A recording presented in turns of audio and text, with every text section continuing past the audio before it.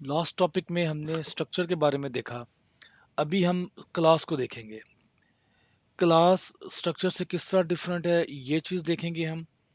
और क्या क्या फंक्शनैलिटी क्लास कर सकती है। तो पहले तो हम वैसे ये जो याद रखिए कि जो क्लास का कॉन्सेप्ट है, ये असल में आपका ऑब्जेक्ट ओरिएंटेशन का कॉन्सेप्ट है।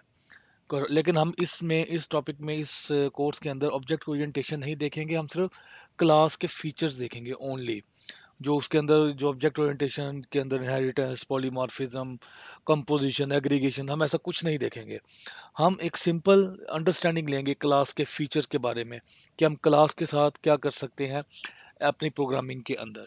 तो वैसे अगर हम याद करें, आपको क्लास के बारे में क्या हो सकता है, कुछ कुछ आइडिया हो, कहीं पढ़ा हो आपने क्लास क्या होती है और ऑब्जेक्ट क्या है। देखिए, क्लास क्या कहलाती है, अगर हम नॉर्मल टर्म में देखें, हम डिफरेंट लोगों को कंसीफाई, कुछ लोगों की एग्जांपल ले लेते हैं। हम ह्यूमन से चलते हैं। हम कहते हैं कि जी, ये जो है ना, ये लोअर क्लास है, ये अपर क्लास है, ये मिडिल क्लास है। यानी हमने कुछ फीचर्स उनके माइंड में रखे होते हैं।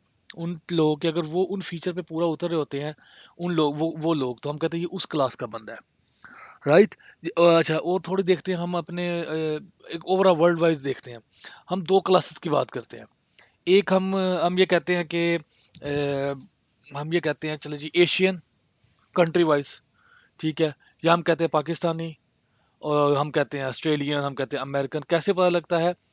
ये पता लगता है उनके पासपोर्ट से, कि ये इस कंट्री का शहरी है।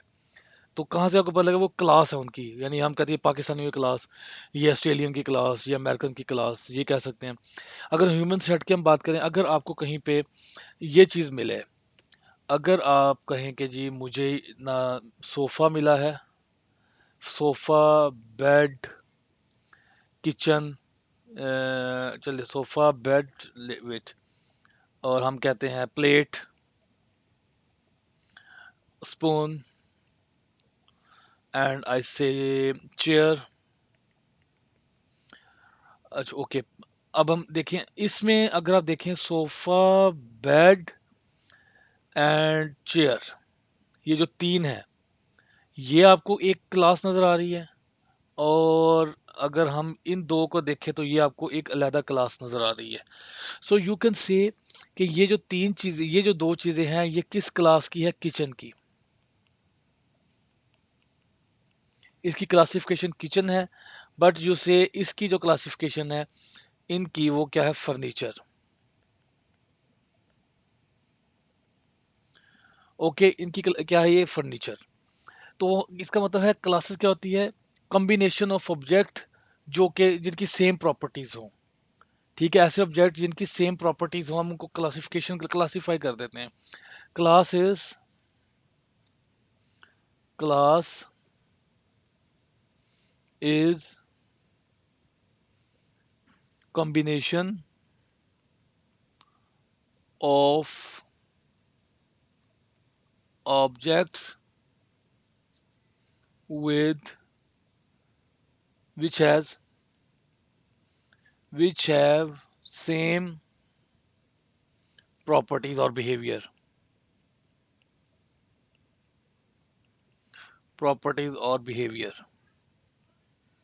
राइट। तो ये क्या कहलाएगी? आपकी क्लास कहलाएगी। और इस क्लास का जो इंस्टेंस होता है, वो क्या कहलाता है? ऑब्जेक्ट।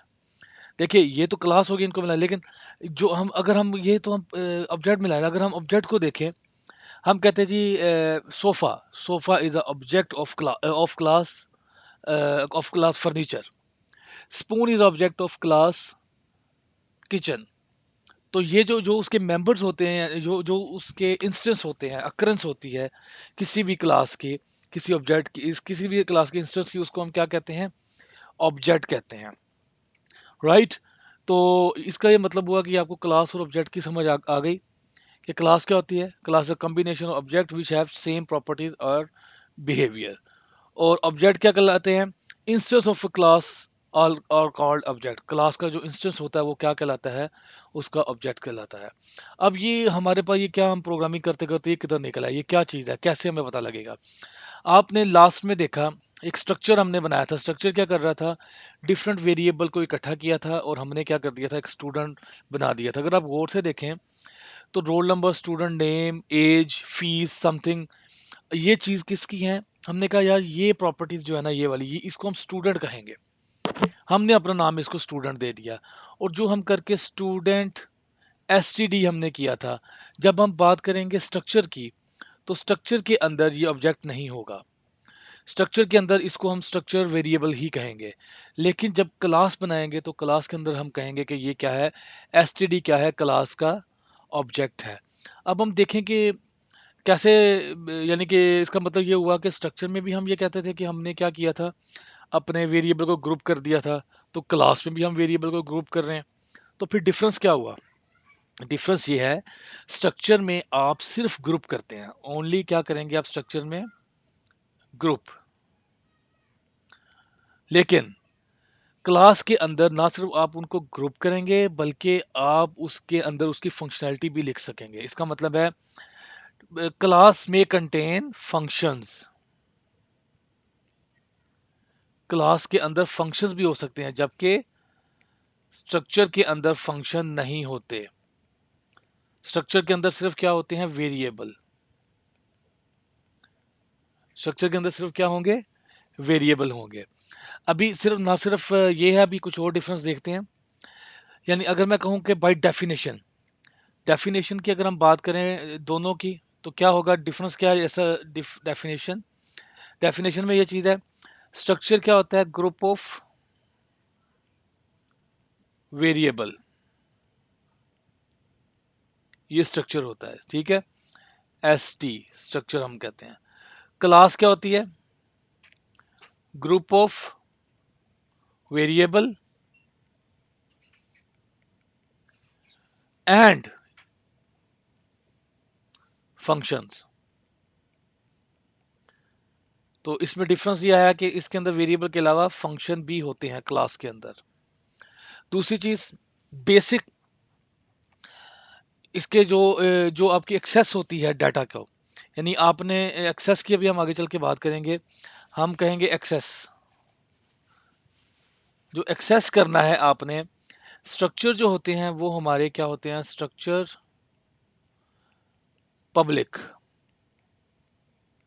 जबकि आपकी क्लास के अंदर क्लास क्या होती है, प्राइवेट। क्या मतलब है इसका, इसको भी अभी देखते हैं। आपने लास्ट एग्जांपल में यहाँ पे एक वेरिएबल, ये स्टूडेंट का एक स्ट्रक्चर बनाया और आप डायरेक्ट इसको एक्सेस कर पा रहे हैं, देखें, रिकॉर्ड डॉट रोल नंबर। क्योंकि ये पब्लिक है, अपनी बॉडी से, अपनी डेफिनेशन से बाहर ये member, roll number and student access हो सकते हैं वाया इंस्टेंस। हमने जो इंस्टेंस क्रिएट किया हुआ है रिकॉर्ड, उसके थ्रू हम इसको एक्सेस कर रहे हैं। लेकिन क्लास में आप ये नहीं कर पाएंगे, ठीक है। क्लास के अंदर डिफॉल्ट में आपको अगर ऐसे मेंबर लिख देंगे, एक्सेस करने की कोशिश करेंगे, you can not do it. Late try this, यहाँ यहीं पे इसको ट्राई करते हैं, फिर मैं नेक्स्ट पॉइंट की तरफ जाऊंगा। बल्कि नेक्स्ट पॉइंट इसी इसी ट्राई के अंदर नेक्स्ट पॉइंट आ जाएगा इसका। ये हम ना यहाँ पे एक क्लास बना लेते हैं। क्लास, स्ट्रक्चर की जगह मैं क्लास लिख देता हूँ, एंड लाइक दिस। स्ट्रक्चर नहीं, हम कहते हैं क्लास, क्लास स्टूडेंट। बाकी मैं कोई चेंज नहीं करता हूँ। लेट्स सी क्या होता है हमारे साथ, इज इट पॉसिबल, क्या हम कुछ कर सकते हैं कि नहीं। रन करते हैं, ये ले जी, प्राइवेट। आप इसका एरर चेक करें, roll number is private with in its context. इसका मतलब है कुछ करना पड़ेगा, कुछ ना कुछ इसके लिए हमें कुछ प्रोवाइड करना पड़ेगा। वो हम अब आगे चल के भी देखेंगे कि हम किस तरह इनके एक्सेस को पब्लिक कर सकते हैं। तो प्राइवेट है, बाकी मैंने कोई चेंज नहीं किया, स्ट्रक्चर की जगह जस्ट मैंने क्लास लिखा है। तो नेक्स्ट देखते हैं, फिर हम वापस आएंगे इसी तरफ। डिक्लेरेशन ऊपर उस पे स्ट्रक्चर लिखा जाता है और डिक्लेरेशन में इस पे क्लास लिखा जाता है। अच्छा, अब स्ट्रक्चर का जो इंस्टेंस होता है वो क्या कहलाता है, और इसका इंस्टेंस क्या कहलाता है, अब हम देखते हैं इंस्टेंस।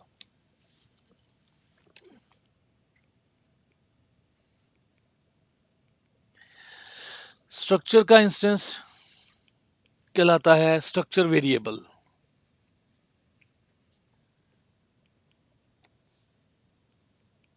स्ट्रक्चर वेरिएबल, और क्लास का इंस्टेंस क्या कहलाता है? ऑब्जेक्ट।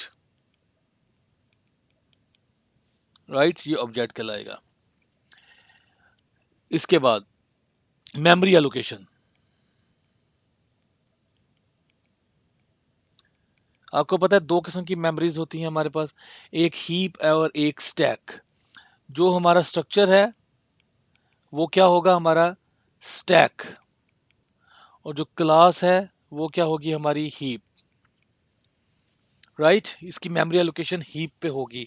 तो यहां से आपकी एक और प्रॉपर्टी निकल रही है, अगर ये स्टैक है और ये हीप है, तो इसका मतलब हुआ कि क्लास जो होगी उसका जो नेचर क्या होगी, नेचर क्या होगी उसकी?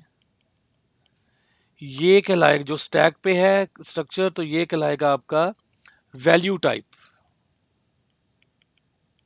जो हीप पे है ये क्या कहलाएगी? Reference type. Reference type. ठीक है जी, ये आपकी इसका मतलब है क्लास के जितने भी होते हैं वो वैल्यू, वो रेफरेंस टाइप होती है, क्लासेस आर रेफरेंस टाइप। और जो स्ट्रक्चर होते हैं वो रेफरेंस टाइप नहीं होते, वो क्या होते हैं? वो वैल्यू टाइप होते हैं। ओके, फिर इसके बाद हम ये कहेंगे कि इसका अलावा पर्पस क्या दोनों का? पर्पस ये है कि जो स्ट्रक्चर है वो सिर्फ, वो हम बात कर चुके, स्ट्रक्चर में सिर्फ ग्रुपिंग होती है डाटा की, जबकि जो है इसको देखिए, जो स्ट्रक्चर है only grouping, grouping of data, that's it, इसका कोई काम नहीं होता। और अगर हम क्लास की बात करें तो क्लास में क्या होती है? डाटा एब्स्ट्रैक्शन होती है। ठीक है, डाटा एब्स्ट्रैक्शन होती है। और क्या मतलब है इसका, डाटा एब्स्ट्रैक्शन का?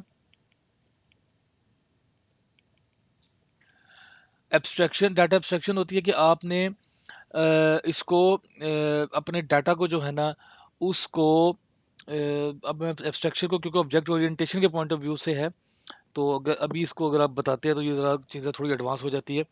तो इसको, इसके पर्पस को फिलहाल हम स्किप करते हैं, ऑब्जेक्ट ओरिएंटेशन में हम इसको डिटेल में देखेंगे ये डाटा एब्स्ट्रैक्शन क्या चीज़ है। अभी तक, अभी आप इसको स्किप कर सकते हैं।